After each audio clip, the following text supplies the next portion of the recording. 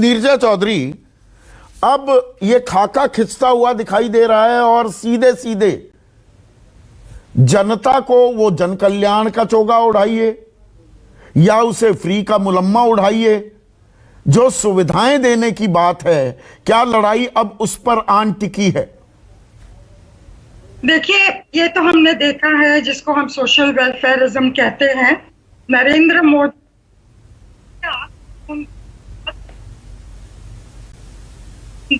मिला, राष्ट्रवाद से मिला, स्ट्रॉन्ग लीडरशिप से मिला, और मैं मानती हूँ उससे ज्यादा अधिक इन प्रोग्रामों से मिला जिसको रेवड़ी आज प्रधानमंत्री कह रहे हैं। वो रेवड़ी बहुत अहम है। अगर आप जाइए और लोगों से बात करिए तो वो महिला आपको कहेगी मुझे तो मेरे अकाउंट में 500 रुपया आ रहा है या इतना आ रहा है, तो मैं क्यों नहीं वोट दूंगी। अब बाकी पार्टीज ने भी इसको अडॉप्ट कर लिया और आगे कर रहे हैं। जैसे कि ये 5 गारंटीज जो कर्नाटक में हुई है वो बहुत अहम सिद्ध हुई है वोट लाने में, और चीजें भी थी। तो अगर मुझे डेवलपमेंट के मॉडल से वो चीजें नहीं मिलती इतने दशकों के बाद भी, शिक्षा का है, खासकर रोजगार का है, तो अगर मुझे कुछ वोट के टाइम मिलता है तो मैं, वोटर कहता है क्यों नहीं, आज मुझे 5000 मिल रहा है, आज मुझे टीवी सेट मिल रहा है, आज मुझे इतना प्रॉमिस किया जा रहा है। जयललिता तो मिक्सर ग्राइंडर भी देती थी, जो मैं मानती थी महिलाओं के लिए बहुत एम्पावरिंग चीज है कि उनको पीसना नहीं पड़ता और मिक्सर ग्राइंडर से सब कुछ हो जाता था। तो कहीं ना कहीं सब पार्टियों को, सिर्फ रूलिंग पार्टी नहीं, ऑपोजिशन पार्टीज को लॉन्ग टर्म ये सोल्यूशन नहीं है। संदीप, आप भी जानते हैं, मैं भी जानती हूँ, ये हमारा विकास का जो मॉडल है उसको बदलना, उसको रिविजिट करने की जरूरत है। और एक ही ज्वलंत मुद्दा है आज देश के सामने, वो है रोजगार पैदा करना। अगर वो नहीं करेंगे हम तो ये स्थिति चलती रहेगी, हम जो मर्जी कहते रहें। और रोजगार आएगा, मेरे हाथ में पैसा आएगा, तो मैं अपने बच्चे को शिक्षा, स्वास्थ्य सब कुछ दे पाऊंगी, कपड़ा, मकान सब कुछ होगा, खाना पीना।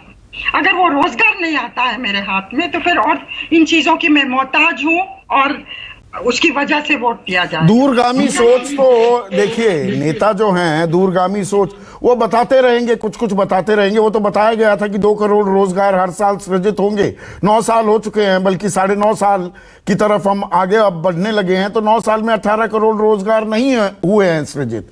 तो एक ये शॉर्टकट भी मिलता है कि भाई जनता को कुछ फौरी राहत दे दो, खैरात उसको शब्द इस्तेमाल कर लो, उसको जन कल्याण कह दो, वो दिया जा रहा है। उसमें अर्थव्यवस्था पर भार भी पड़ता है, पर राजनीतिक फायदा इन सब बातों पर हावी भी हो जाता है ना नीरजा, ये भी एक कड़वी हकीकत है। नहीं, वो बिल्कुल आप सही कर रहे हैं। फिस्कल डेफिसिट, पैसा कहां से आएगा, ये हम सवाल खड़े हो जाते हैं।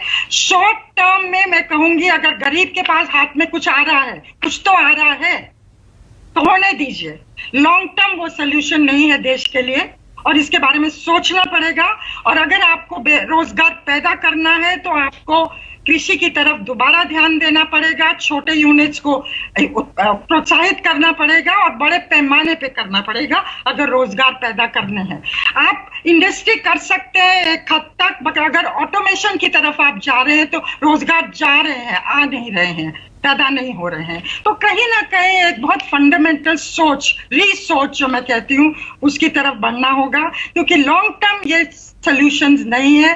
तो और ये सब पार्टीज को सोचना पड़ेगा। शॉर्ट टर्म, हाँ, अगर महिलाओं को फ्री टिकट मिल रहा है बस में जाने का, इतनी महिलाएं इतनी खुश हैं क्योंकि वो घर से नहीं निकल पाती थी, आज वो ट्रैवल कर रही हैं, चाहे कर्नाटक में है चाहे दिल्ली में है।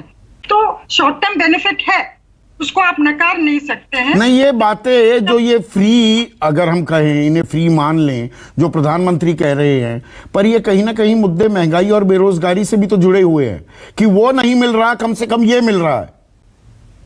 जी बिल्कुल। तो अगर आप यही शॉर्ट टर्मिज्म हम लोग करते रहेंगे कि कुछ नहीं मिल रहा तो चलो ये तो मिल रहा है, कुछ तो इससे वोट आएगा, कुछ तो लोगों को राहत मिल रही है तुरंत, लेकिन लॉन्ग टर्म उसका असर है इकोनॉमी पे, उसको आप नकार नहीं सकते। नहीं, बिल्कुल नकार नहीं सकते। पर ये क्या दूरगामी सोच का परिचय दे रहे हैं प्रधानमंत्री मोदी, या दरअसल जो ये जन कल्याण और ये राजनीतिक फायदा देता है वो प्रधानमंत्री भी जानते हैं? बीजेपी की चुनावी रणनीति पर दरअसल सवाल उठाना, कर्नाटक की रणनीति पर सवाल जरूर उठाए गए और वो जरूरी भी थे, पर वो बहुत ही कमाल की रणनीति भी बनाते हैं। पर यहां पर फ्री की रेवड़ी जी नुकसान कर देगी देश का, जानते हुए कि ये राजनीतिक नुकसान भी कर सकती है। बीजेपी अपने आप को लिमिट क्यों कर रही है, एक लक्ष्मण रेखा क्यों खींचती दिखाई दे रही है, या ये आने वाले दिनों में ये लक्ष्मण रेखा लांघी जाएगी?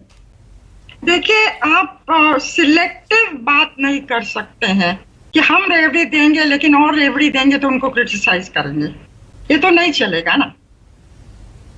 अगर आप रेवड़ी दोगे और उससे वोट मिलता है तो और भी रेवड़ी देंगे, उनको भी वोट मिला है, तो पर इससे सॉल्यूशंस नहीं निकल रहे हैं। और कहीं ना कहीं मुझे लगता है प्रधानमंत्री को सब पार्टीज को बुला के इस लॉन्ग टर्म सॉल्यूशंस की तरफ भी नजर डालनी पड़ेगी और चाहिए।